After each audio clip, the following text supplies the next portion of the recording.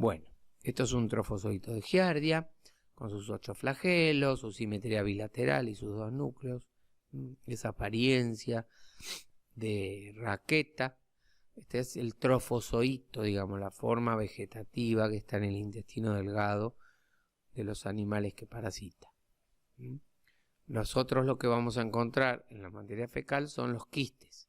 Acá vemos quistes de Giardia, son muy pequeños, no tan pequeños como los de Cryptosporidium, como los ooquistes de Cryptosporidium. Los quistes de Giardia son de 12 micras aproximadamente, pero también, o sea, más del doble del tamaño, pero también son difíciles de visualizar muchas veces.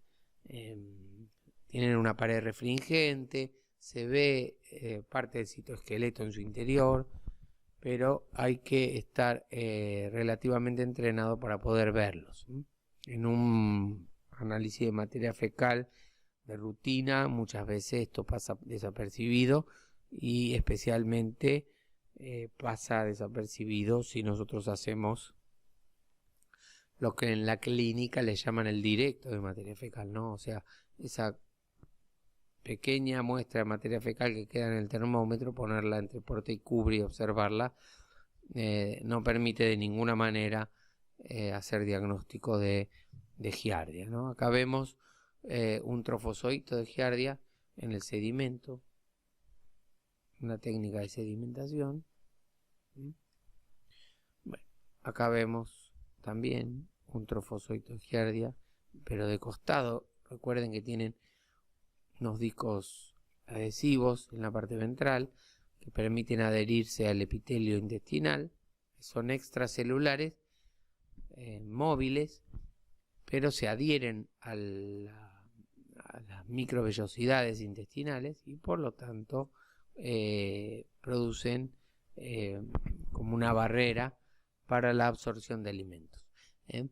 Se pueden adherir ahí gracias a esos discos adhesivos y con ayuda del citoesqueleto que le da la función contráctil a este trofozoito, que es extracelular pero unido a la célula, es como produce, digamos, su acción patógena.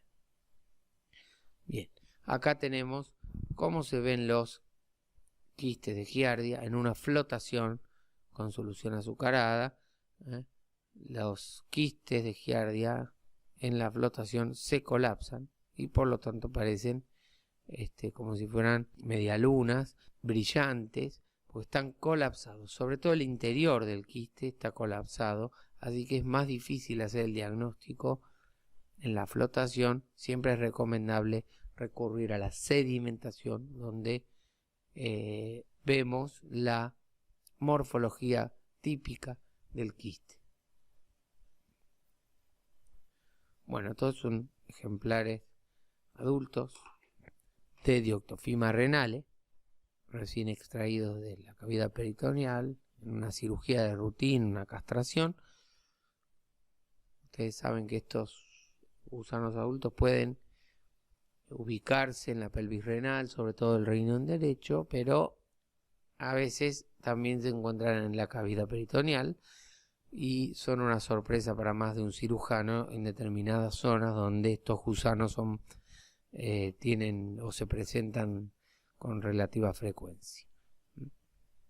Muy bien, estos datos, si bien son de hace más de 15 años, la tendencia en la actualidad parece ser muy similar a lo que en esos años pudimos estudiar. En 2193 muestras encontramos 11 especies en la materia fecal de perro y la prevalencia general fue de 52,4%, o sea que aproximadamente la mitad de las muestras de materia fecal estaban con la presencia de algún parásito, o sea, de algún elemento parasitario en realidad, porque nosotros lo que vemos en la materia fecal son los elementos de diseminación, ¿no?, del parásito, o sea, esos elementos parasitarios que son eliminados con la materia fecal para dispersarse en el ambiente, ¿no?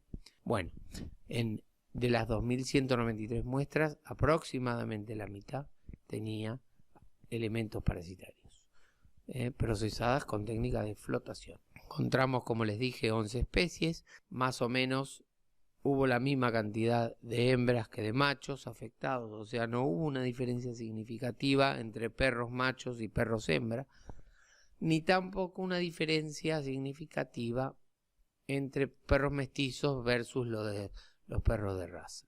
Sí hubo una diferencia significativa a la condición de estar parasitado si el perro tenía menos de un año de edad. O sea que no es ninguna novedad, los parásitos son más frecuentes, significativamente más prevalentes en los cachorros que en los adultos. Encontramos infecciones mixtas en un poquito más del 15% de las muestras y estacionalidad solamente en 2 especies, en 2 parásitos, Giardia a finales del invierno y Sarcocistis a finales del verano. Bueno, la tendencia en cuanto a la prevalencia específica de cada una de las especies o parásitos encontrados, ¿sí? Fue a la cabeza Ancylostoma caninum con 13,4% de prevalencia de todas las muestras positivas.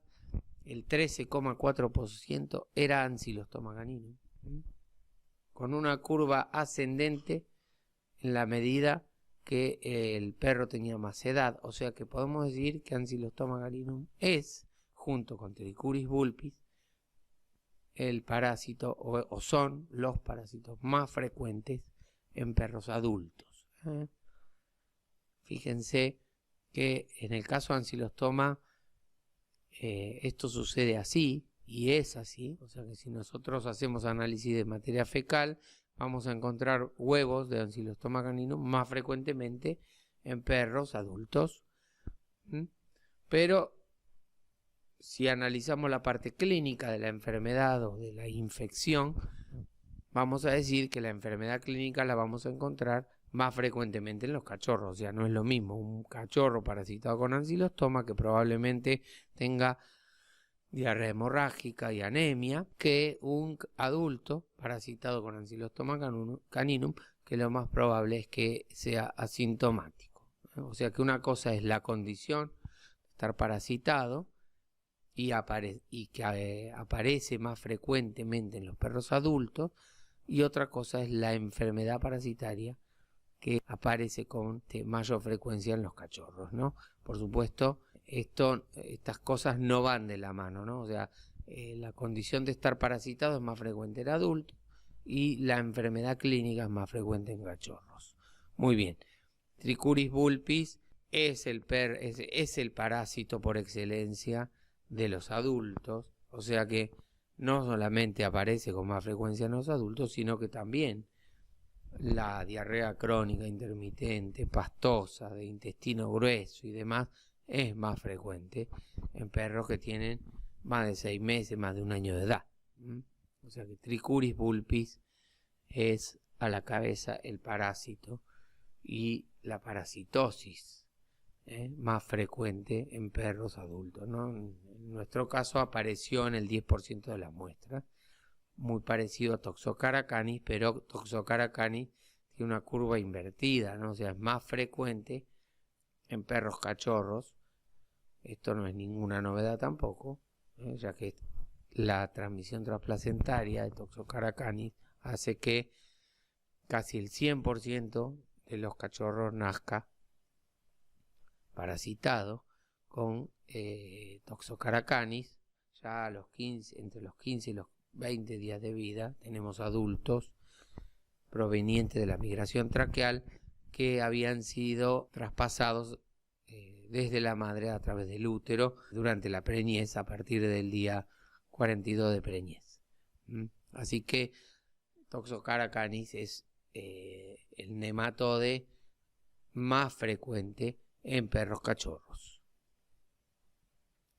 Bien, en cuanto a lo que son los protozoarios coccidios, en la mayoría de los casos, y esto es así en todas las especies, en todas las coccidiosis intestinales de todas las especies domésticas, tiene que ver con la edad, ¿no? La inmunidad, o sea que tanto Isospora ohioensis como incluso el complejo Amondia neospora o Isospora canis, todos aparecen con más frecuencia en cachorros que en adultos. El más frecuente de todos es Isospora ohioensis con el 11,9%. Lo mismo sucede con otro coccidio, pero que ya dijimos que aparece en las heces esporulado, que es Sarcocistis. Apareció con una frecuencia, una prevalencia muy interesante, cercana al 10% de las muestras, pero se hizo cada vez menos frecuente en la medida que avanzaba la edad. Lo mismo pasa con Giardia duodenalis, en donde todos sabemos que es más frecuente en los cachorros que en los adultos. Incluso la enfermedad clínica, ¿no?